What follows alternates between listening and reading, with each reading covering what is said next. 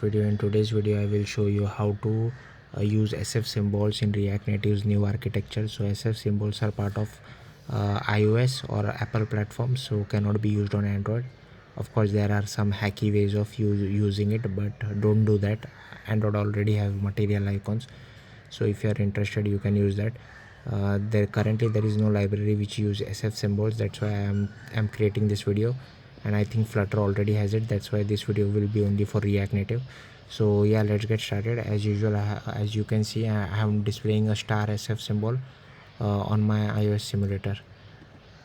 So yeah, so first of all what you can do is download the SF symbol apps from Apple developer website, so that you will know what different kinds of SF symbols are present.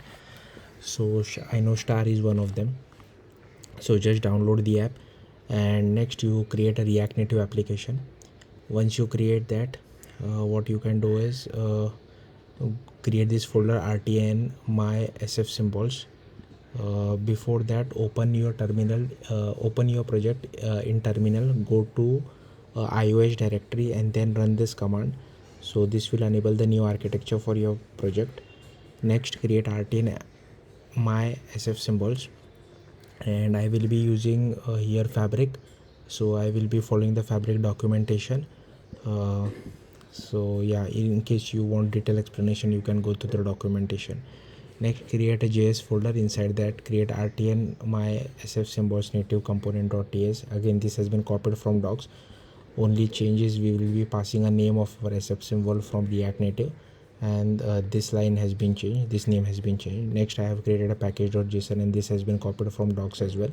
Only this name has been changed, this name has been changed, this has been changed, everything else remains the same. Next, I have created a podspec file, and here as well everything is copied from docs, and only this h.name has been changed. Once you are done with that, what you can do is go to terminal, go to the root of your React Native project, and then run this. This is our folder name. Once you do that, you will have to do cd dot dot. It will move you outside your React Native project, and then you will have to run this command over here. So here make sure this should be your project name. So here you can see mine project name is rnapp. This should be a project name, this should be a project name, followed by this should be the folder name which you have created. Once you do that, you will again have to cd to the main iOS directory, and you will have to run this command rct new fabric enabled. Okay, this will create pod of our folder. Next, go to iOS, open iOS folder inside Xcode. Next, create a Swift file, and Xcode will ask, do you want to create a bridging header? Click yes.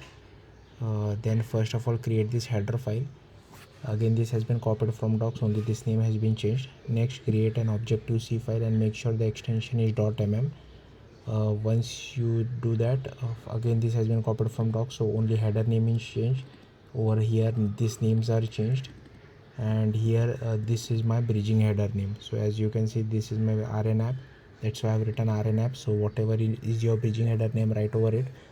Dash swift.h would be common for everyone. Next, I have imported rct fabric. Next, I have again copied this from docs, only these names has been changed. Next, I have created a UI view, and inside that we are creating a variable of our Swift file. Again, this has been copied from docs, only this name has been changed.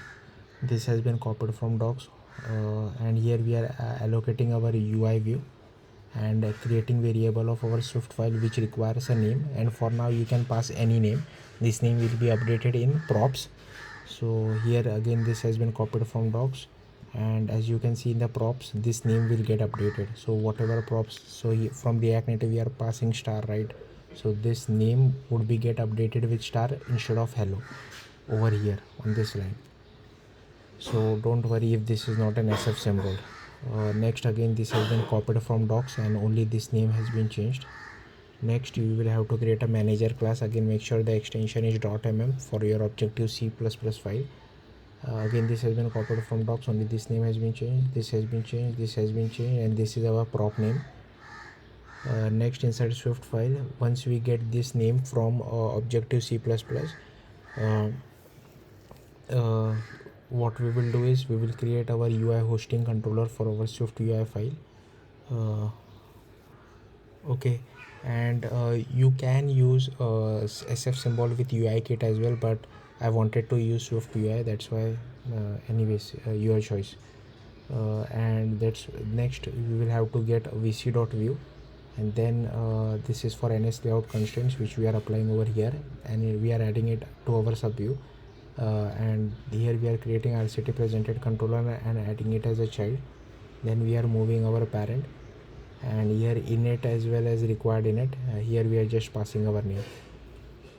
Okay, and inside our Swift UI file, as you can see, it has a normal image with a system name of name. You can use UIKit as well, but I wanted to use Swift UI. Okay, next inside app.tsx, just import your library, something like this, and you can use it like this. So here you can pass the name of your SF symbol whatever you want. And I had to give some extra margins to our symbol because it was not getting displayed properly, but after giving some margin it got displayed. So I'm not sure whether you will face this issue or not, but yeah, thank you for watching. Bye.